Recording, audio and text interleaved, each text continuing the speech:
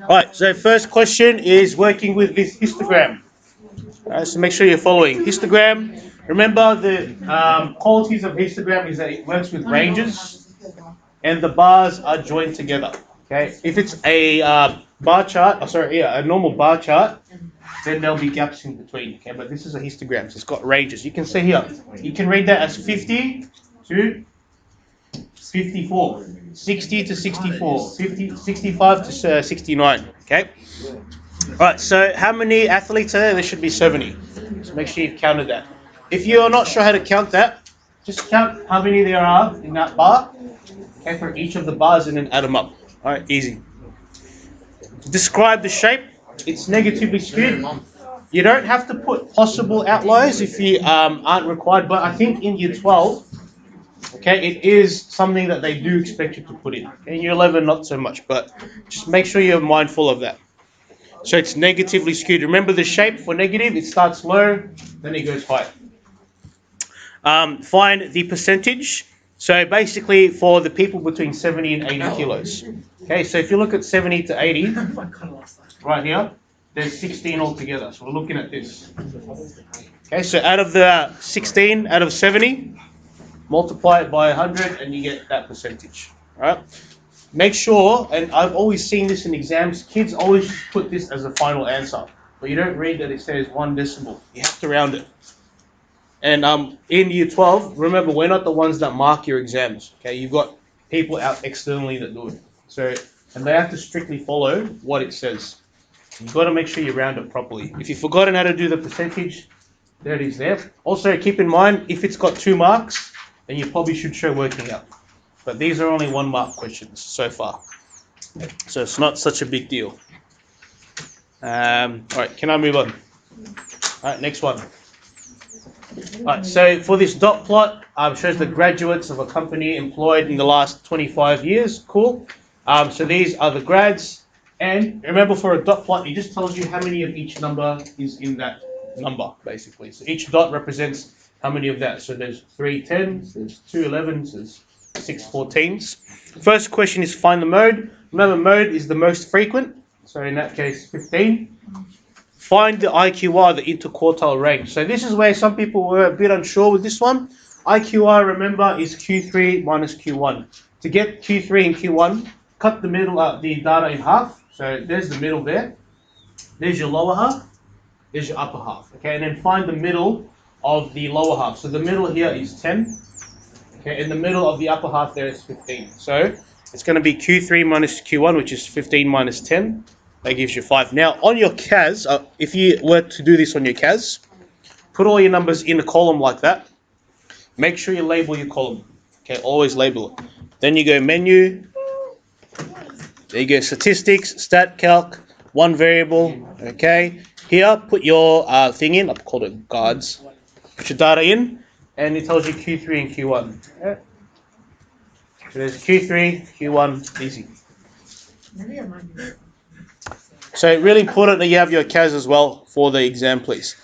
Okay, now write down the appropriate calculation used to explain why the year when no graduates employed in the company is an outlier. So you've got to figure out why is this number an outlier.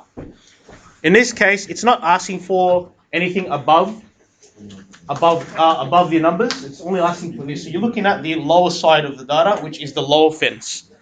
So for the lower fence, there's the formula. The fences. Yes. Would you still need to put the upper fence? Or? No, because it doesn't ask for it. But if you really want to be sure, include the upper fence formula as well, just to make sure.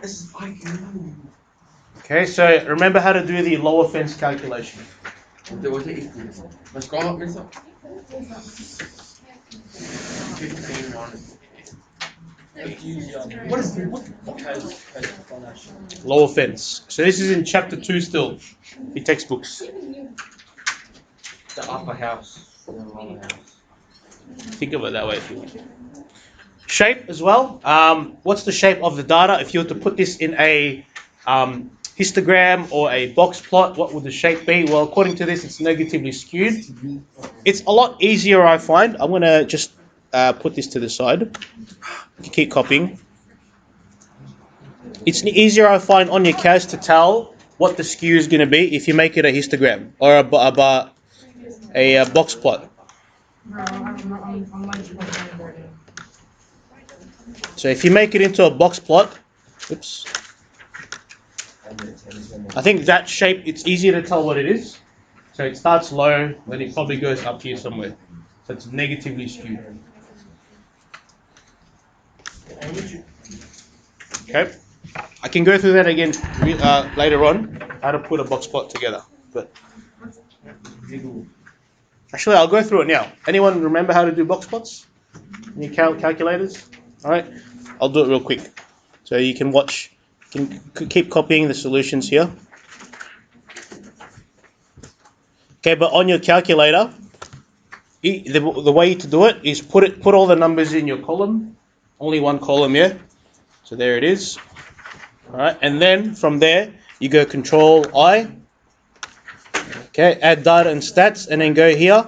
Put your variable in. So it's grads. Okay, there it is. And then you go Menu, Plot Type, histogram or box plot, whichever one you want. Anyone remember how to do two box plots? Two? Okay, let me do it real quick. Actually, do you remember Elion? No, it's one. Okay, I'll just put some random numbers in. So we'll see what we can do. Doesn't have to be accurate in this case. Oops. Okay, so let's say you've got two bits of data, yeah? If I've got one box plot here and I want to add another one, we're going to go Menu, Analyze. So for the CASs on my computer, you got to make sure your cursor's in the window so that it doesn't do that. Go Menu, Analyze, Add X variable. Where is it? Plot properties, sorry. Add X variable. There it is. So Menu, Plot properties, Add X variable, and then you put your other variable in. So there's the other box plot. Generally, when you're asked to do comparisons, it's going to be these types of questions where you need to do two box plots. Okay, I'll get you guys to continue on. Go on to do questions 3 and 4. Okay, so let's do that. Give me a sec, just pause this. Question 3. So this one's only 3 marks. Lovely. Shh, thank you. Make sure you're following. Alright, so for this question, it's really important because Elion and I had a bit of a disagreement. And that's because on my part, I didn't read the context, and I think he did. So read the question because it will tell you what's happening in the graph. Okay? The weight in kilos of 20 athletes together with the time they take to run 400 meters is shown in a scatter plot. A least squares regression has been fitted for the data. Okay, so what this is saying is the person's weight versus the time they run has been recorded here. So this is saying I guess the lighter they are, from what this is saying, the longer the time, and maybe the heavier they might be, the shorter the time. Okay. Now I don't know how that works in context of racing. I would think maybe a bigger person might be able to run quicker. Maybe that's what it's saying here. I would think though that if it's 400 meters, maybe a lighter person might be able to run faster. But if it was me, I'd probably die after 100 meters. Anyway, that's what this is saying. So their weight is sort of determining what their time is going to be. Okay? But at the same time, you can also think about it, well, is that really going to be the case? Because you could also justify and say that time will determine your weight. But, I mean, for now, the way that this graph is laid out, I would say that RV is going to be time. Okay? Generally, RV, remember, is on the y-axis, generally. Okay? And in this case, it looks like that would be the case for this question. So time is the RV, response variable. So your weight determines your time. Okay. Now, in terms of the equation, it's there and it's got the R values. So you just remember what those represent. The equation will help you determine, if you want to make a prediction on some of the weights or the times. You can also think about what's the y-intercept. And what's the gradient? It's there as well. Okay. Now it's asking here for question B, describe the relationship. So when it's saying describe the relationship, that's when you're looking at the correlation coefficient. Anyone remember what this means? This number? Or how do we interpret this number? What? How do you interpret this number, this R value? Oh, wait, I know that. Yeah, so you're talking about the strength, the direction, and the form. But in this case, it's only asking for, I think, strength and direction. Because the form's obviously going to be linear. So the strength is moderate. Because 0.67 is within the moderate strength. If it's like 0.75, then that would be strong. The direction, it's a negative number, so therefore it should be negative. Okay, so it should be negative. Alright, which is pretty straightforward, I think, if you just remember in your notes what the R value is representing. Question C is using the formula, so you've got your formula. Okay, find out or predict the time. So you're looking for time, which is this one. Now, in your formula, when you use your CAS calculator and using the solve function, you can use any letters you want. But remember, for what I normally do in mine, I'll put this here. What I normally will do is y equals y. Want to work for me? Y equals 75. What is that? Why?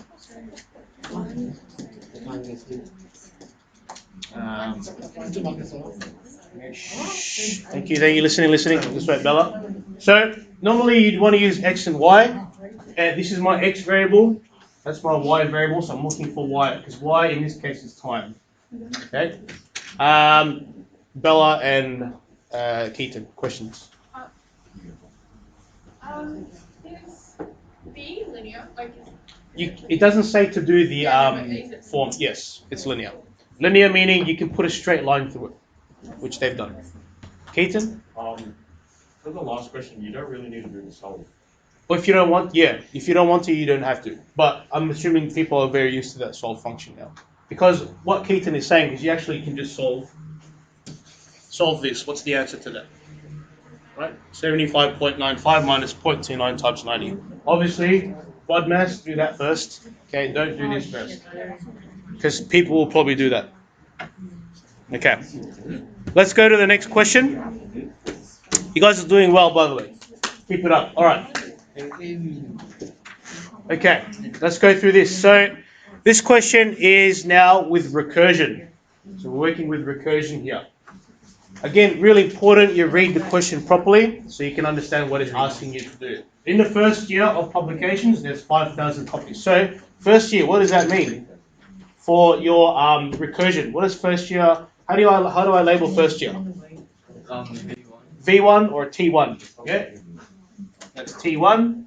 And then second year, 4270, that's T2. And then 4440 is T3. So the first question here is asking what's the common difference? How much is it going down by? So you can do that by going any term minus the term before it or the previous term. So this person's gone T2 minus T1. So this is T2. Take away T1, and there's your answer, minus 280. Don't put 280, okay, because it's not a positive number, it's a negative number. Minus 280. Yep. Sorry? The fourth one. Yeah.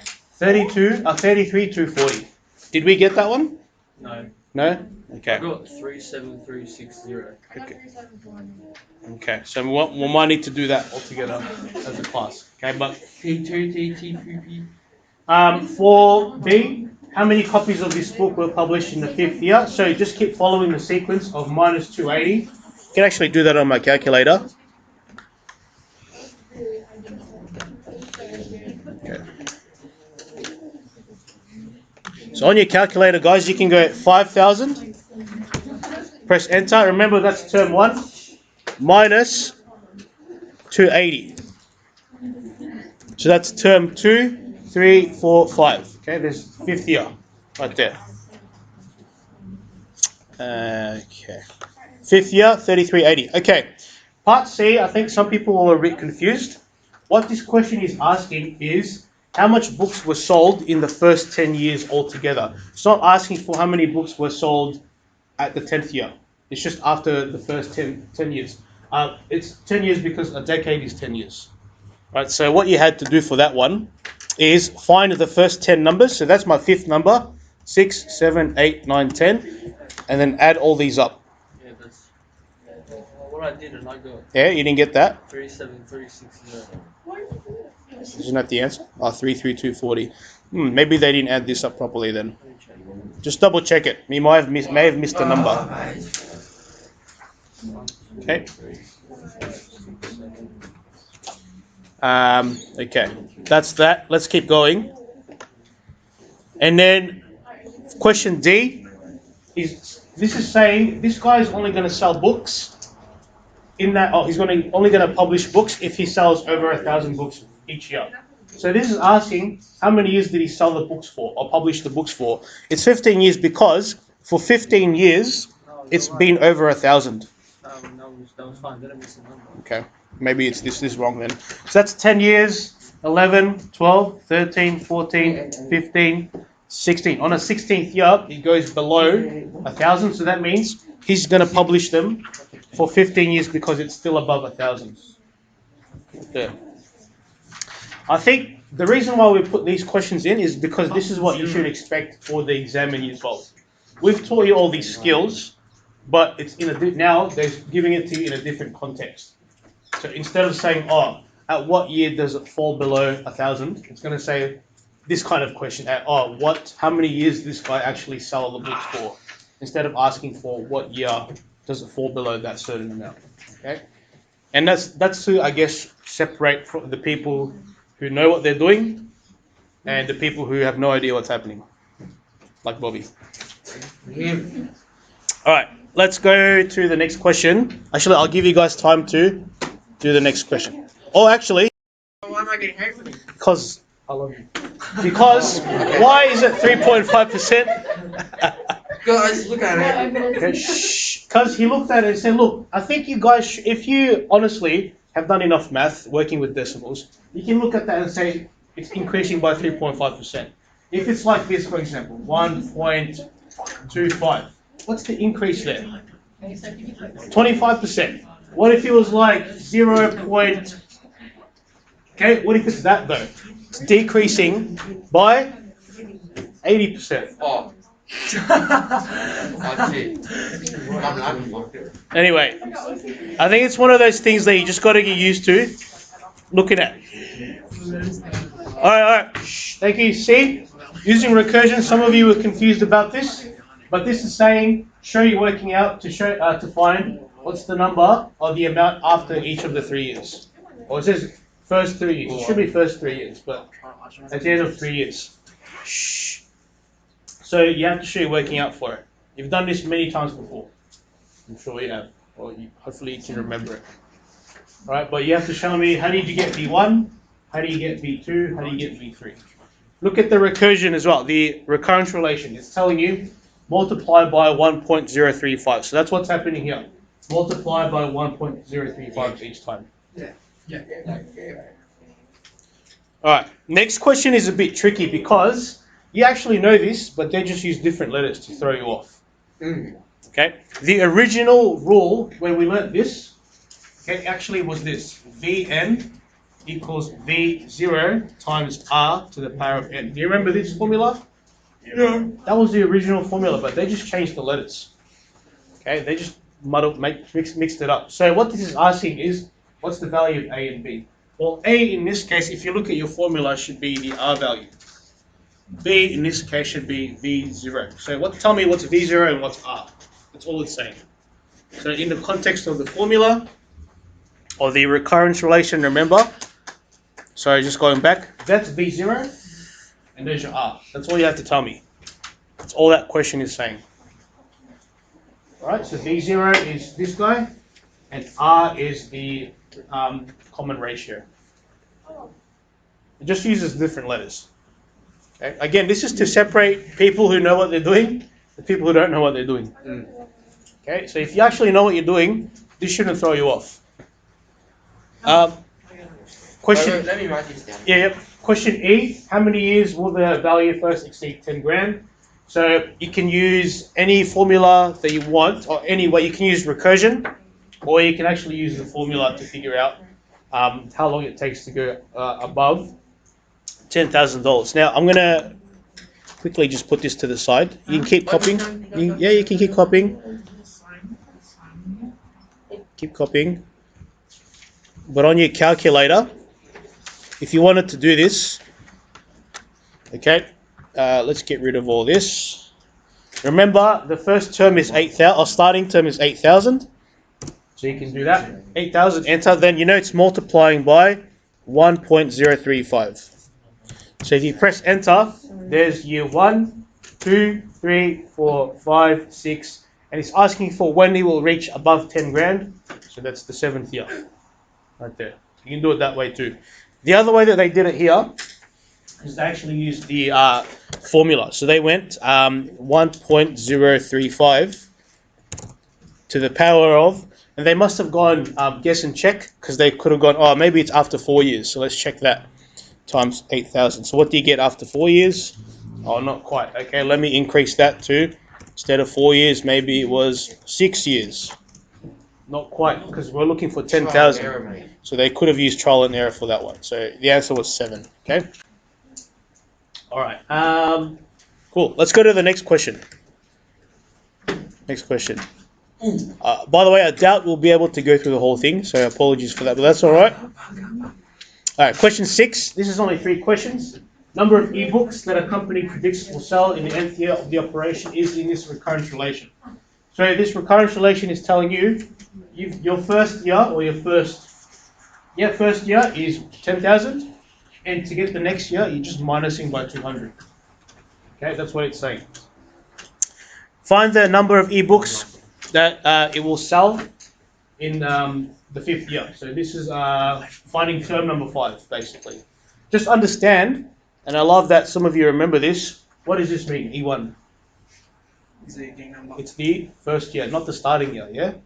E1 means first year. If it's E0, then it's starting year. This is looking for the 5th year. So on my calculator. E1, I'm bringing it back. Alright, so if you start with your calculator here, put down the first term, which is 10,000. And remember, it's going down by 200 each time. So you're looking for the 5th year. So if I press that minus 200, this is going to be 2nd year, 3rd year, 4th year, 5th year. Okay, number 5. Understand that. Next one. Show that the flat rate reduction of the books is 2%. What this is saying, okay, is remember, this is reducing by the same amount. That's what flat rate means. It's reducing by 200. So it's asking for a working out to show that this is going down by 2% each year, or by a flat rate of 2% of the original. So basically what you're doing is you're finding 2%. What this is saying is you want to show 2% of 10,000. Why is it doing that right now? Okay, shh, thank you. Now, this working out here is slightly different, but this will also give you the same thing. So 2% of 10,000 is 200 over, 2 over 100, sorry, not 2. Times 10,000. And that should give you 200 as your answer. Okay, last question, and then you guys can keep working. During which year of the company's operation will the number of ebooks be predicted to be sold below 8,000? So again, you can use your calculator for this. So which year will it be below 8,000? So I'll start again on my calculator here so it's not confusing. Remember, the first year is 10,000, so start off with that, 10,000. And then remember that it's minusing 200 each time. So there is going to be year 2, 3, 4, 5, 6, 7, 8. Remember, we're looking for when it'll go below 8,000. So that's 8, 9, 10, 11, 12. So the 12th year, it'll be below 8,000.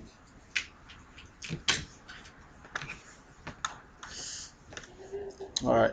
I'm hoping again this is all coming back to you because it is a lot. I understand. But the next few questions are matrices and networks. So I think you guys will be a bit more comfortable with that because it's semester 2 stuff. Remember in your exam, the weighting of how much of each topics are going to be is I think 70% semester 2, 30% semester 1. So it should mostly be semester 2 content. So make a start on the matrices questions, guys. And we'll go through that together. The network matrices questions, which will be 3 questions. All right. So read the context again. Yeah. Always remember, read the question so you know what's happening. George is constructing a water system. There are products he needs to buy. Control box, plastic, and connectors. The prices in dollars. Saw that the hardware stores, Gunnings, and passes is shown here. So this guy needs to buy these items here at these, depending on which store he wants to go to. Okay. So write down the order. So order meaning how many rows, how many columns for matrix M. So this is matrix M. It's a 2 by 3. 2 rows, 3 columns. Easy. Okay. Matrix Q right here.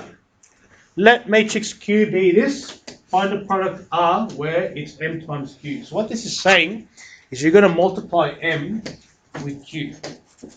Right. On your CAS, what that looks like is it's going to be this. So this is M.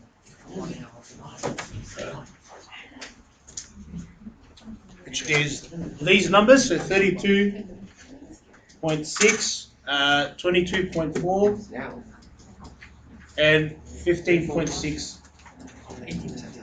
Then you've got 38.9, 20.7, and 17.1.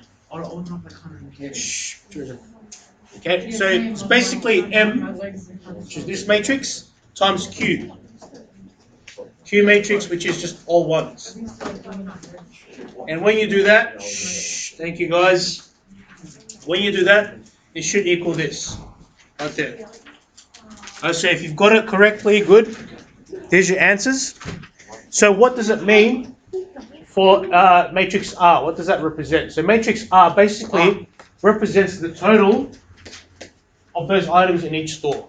Okay, because what's happened is you've just added all of this, added all of that. So it's given you the total for B, P, C in Gunnings, the total for B, P, C in pastas. And I mean, you don't have to write a big paragraph for it, but this is sort of the idea of what you should be writing. So the total for the 3 products at depending on the store that you're looking at. Okay, so that's what that's done for you. GP. Alright, so here, find the value of, so you've got matrix D, which is, I think, not even related to that question, but anyway, matrix D, right there. Find the value of A given that determinant D equals 1. You probably all have forgotten how to do this, but the determinant formula, remember, is this, DET is equal to A times D, take away B times C. Why is this not working?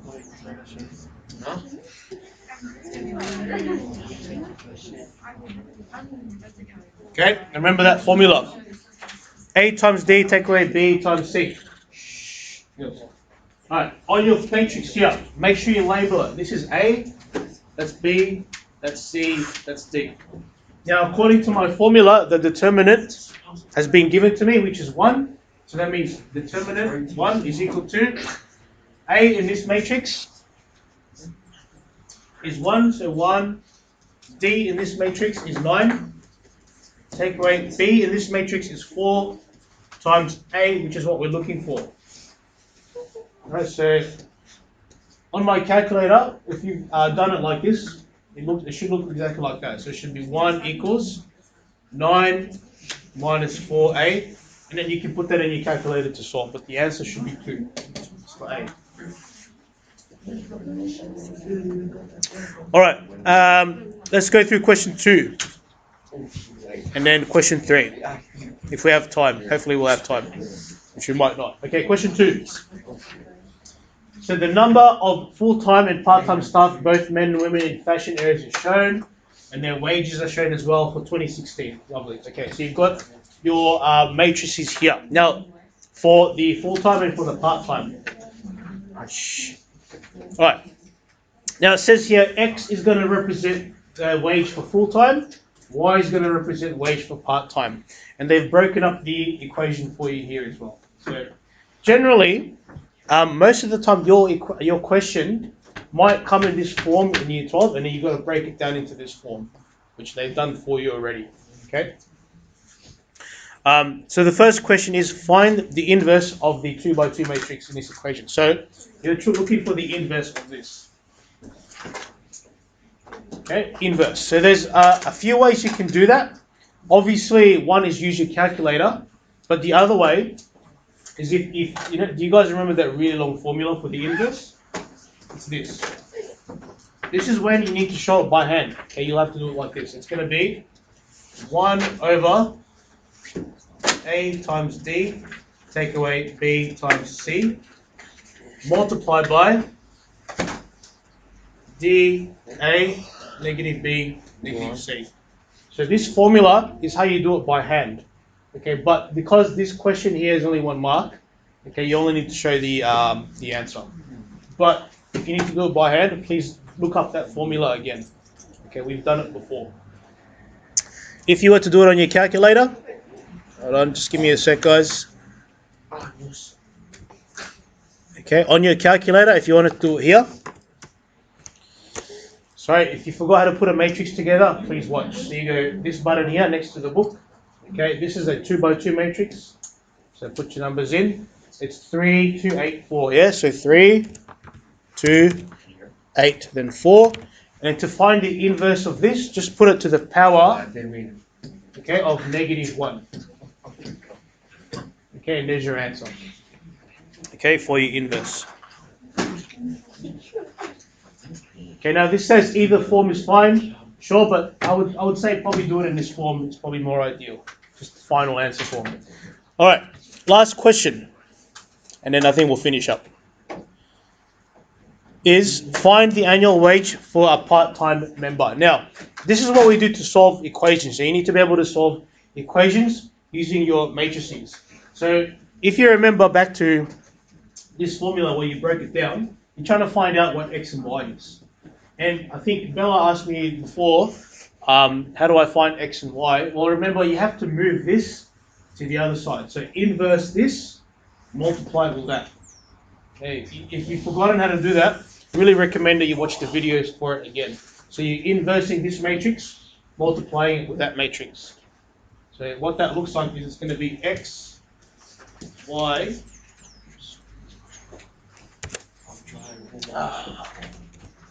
okay, XY is equal to the inverse of that matrix, which we found here was this one, negative 1, negative a half, 2, negative 3 over 4, multiplied by that matrix there,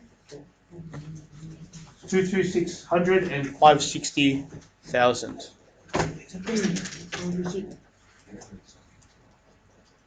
560. Yeah. So that means X and Y in this case. Okay, it's going to be what these numbers are. So 5, 400, 4,000, sorry, and 3, 3,000. But remember, the question is asking, how much does a part-time person earn? Part-time person is Y. So that means Y is equal to 32,000. Cool. All right. 79. All right, guys, let's look at the next question of our matrices question. So question 3 here says 4 levels of management in the store are executive, senior, department, and floor. Communication matrix C shows the usual one-step, okay, keyword there being one-step line of communication between various levels. So in terms of how to read this, here it kind of outlines what to do. In row 2, so if you look at row 2, these ones, okay, for example, indicates that the executive managers would usually communicate directly with senior managers. So that means the executive can directly connect to or speak with the senior managers right there. Okay, that's one. Also, the floor manager can also communicate with the senior managers here. Okay, and vice versa. The row in the 0 in row 4, so if you look at row 4, these two, column 1, for example, indicates that executive managers, okay, cannot speak directly to the floor managers, or wouldn't normally communicate with them, and then vice versa as well there, yeah? Alright, so in terms of the levels of management, describe and explain what some of the elements in column 3 of matrix C represent. So if you look at column 3, which is here, okay, it tells you, what does this tell you? Well, it tells you all of the department managers one-step communication. So department manager can communicate with the executive and also with the floor manager directly.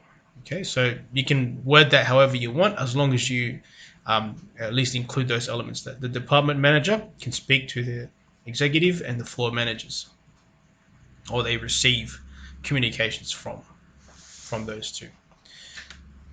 Evaluate C squared. So what's C squared? Well, basically, you're getting this matrix here, and you're squaring it. So I've already gone through the liberty of putting it here for you. There's my matrix. You're going to put it to the power of 2, because it's C squared, right? Or squared. Remember, what happens when you square these matrices? Well, it tells you the 2-step communication. So instead of 1 step, it's 2 steps. All right, so if I was to interpret this, when a manager communicates to a different management level via a third management level, this is known as a 2-step. Okay, so 2-step communication using matrix C and C squared to explain the element in row 2, column 3 of matrix C squared. What does it tell us? So we're looking at row 2, column 3 of C squared. So row 2, column 3 right there. So this is telling you that for the S, which was, what was it again? The senior manager, okay, they can communicate to the department manager via 2 steps. So you can talk about, you can really, again, talk about it however way you want, but as long as you include that information. So here it says there are 2-step communication paths from manager S to manager D. So from senior to director, I think that's what that one was, department manager. Okay, cool. Let's move on to the next question. Networks. Okay, so now we're up to the networks questions. On a golf course, 9 drinking fountains are scattered throughout the course. They include 1 at the clubhouse and the other 8 at various holes around the course. 9 drinking fountains are shown as vertices on the network below. So these are your drinking fountains. Okay. And the shortest distance between them in meters is shown at the edges of the network. So these edges are the distance between all those fountains, or also the holes. What is the shortest distance in meters between the clubhouse and the start of the 5th hole? So we're trying to get from clubhouse to the 5th hole. Now, for this, there's various paths you can take. The answer here is 1200. And I've tested it, that is the case. I'll try it this way, 700 to 600, that equals 1300, so not good. But the shortest path is this one right here. Okay, and that will give you 1200. So finding the shortest path sometimes, or most of the time, will require trial and error, yeah? There's no real short way per se about it. A boy walks around the golf course. The route he takes passes just once along each edge of the network. So I'm going to underline a key concept here. Once, okay, along each edge of the network, shown in the diagram above. He starts at the drinking fountain located at the clubhouse. So at the start of which hole does he finish? So remember the rule for your Eulerian trails and your Eulerian circuit. So Eulerian trail means you go through every single edge once only, but the start and finish is different. Okay, because there's 2 vertices that are odd. A Eulerian circuit means you go through every edge once, and the start and finish vertex can be the same, or generally is the same. It should be the same, sorry, because all of the vertices are even. So in this case, he starts from one spot, goes to the other. So he wants to be able to cross through each vertex, and we've got to figure out where does he finish. All right, well, because you can see that there are 2 odd vertices here. The clubhouse has 3, the 5th hole has 3. These are the starts and finish. I can verify that the rest have even vertices, so they wouldn't be the start and finish. So if he starts at the clubhouse, he has to finish at the 5th hole. Okay, has to finish at that 5th hole. So that means the he's ending at the 5th hole basically. So that's the question that it asks us. All right. Question C. The pipes connecting 9 drinking fountains are to be replaced with new piping of least possible length. All right. So now we're looking at least possible length relating to your minimum spanning tree. On the diagram network below, there are new pipes that it should be laid out in the 9 fountains are connected to each other. The total length of the piping is minimum. Okay, so that's saying here they've laid out the pipes and we're looking at the minimum. We want to find the minimum. What is the minimum length of piping required? Now, it's already answered here for you, but I will show you how we got this and how I like to do it. So whenever you do these questions, minimum spanning tree, if this one doesn't really tell you where to start, so you don't have to start at a certain vertex, but the idea is you got to make sure all of the edges, all of the vertices are connected. Okay, so for this one, I like to look for the edge with the lowest length. So I can see that 200 is really good, so I'm going to include that. Okay, where else? Well, I'm here now at the 8th hole. I need to connect it somewhere, so I can see that 300 is really good. The other ones are quite high, so 500. So I'm going to connect there. All right, from here, I'm at the 7th hole. I need to connect the 5th hole and the 3rd hole. So out of those two, I think the better one would be to go to the 3rd hole because it's only 400. But if you look at the 5th hole, I need to connect that as well. Out of these 3 connections, the best one is the 500. So I'm going to keep that. All right, looking at the rest of the vertices, I still need to get them connected. Okay, so 11th hole, I can connect that to either the 3rd hole or the 8th hole there, but the 3rd hole here has a edge that's 300, so I think that's better. This clubhouse needs to be connected still, so I can see that clubhouse can connect to 3rd, to the 11th, or to the 13th. I think this one's better because it's 300. Okay, next is 17th hole and the 13th hole. Well, 13th hole, the only options I really have there are, well, the best one is this one, okay, because it's the lowest minimum spanning. And 17th hole, you've got 500 or 300. That's no brainer. I will go with the 300. Okay, so that's what my tree looks like, and if I compare it to the old one, it should be the same. Yeah, beautiful. Right, and then the question here is what's the minimum length of piping required? You're basically adding all of these. Okay, so you want to add all of the vertices, the edges that you included for your minimum spanning tree to get this answer. Cool. Next question is the application questions. Okay, all right. So this is on the data stuff that we did for applications for the Year 12 unit. Let's look into it. The height in centimeters of the athletes in the squad are normally distributed with a mean of 176 and a standard deviation of 5. All right, so key information there already. It's normally distributed, mean of 76. So the mean, remember, is this symbol. And the standard deviation is SX on your CAS. Or actually, when you use the formula, it looks like this. Find a standardized height expressed as a Z-score for the athletes with who are 172 centimeters tall. So remember, for the Z-score formula, it's this. The mean score minus the actual score minus the mean score divided by the standard deviation. So in this case, the actual person's height is 172, the mean is 176, so that's there, and then divided by 5. So that means their Z-score is negative 0.8. Alright, so next question. Another athlete in the squad has a height of 181 centimeters tall. What percentage of the squad would be taller than these athletes? So this is where now using this diagram will help you. Okay, so it's a good idea to draw it. Remember how this diagram works, and that in the middle here, you've got 68% of your data. Over here will be, I think it was 90, I can't remember it. Let me see if I can find it really quickly here. I do like to use this one better. There you go, 95%. There, that's the one. Okay, so 95% And then over here, you've got 99.7 for the 3 standard deviations. Okay, and just remembering how the percentages here are broken down, it's probably better to actually just have this exact diagram there, but that's okay. So 34, 34, where was I? 13.5, and that's also 13.5. And then you've got 2.35, 2.35. Thank you, Denzel.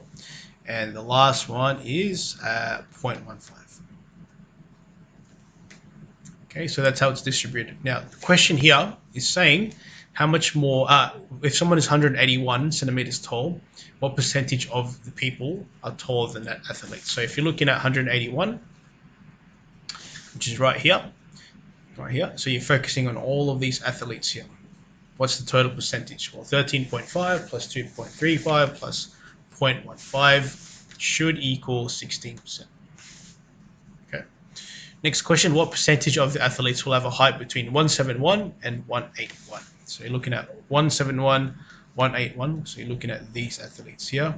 Nice and easy, 68%, which is what we have there. Cool. All right, last question.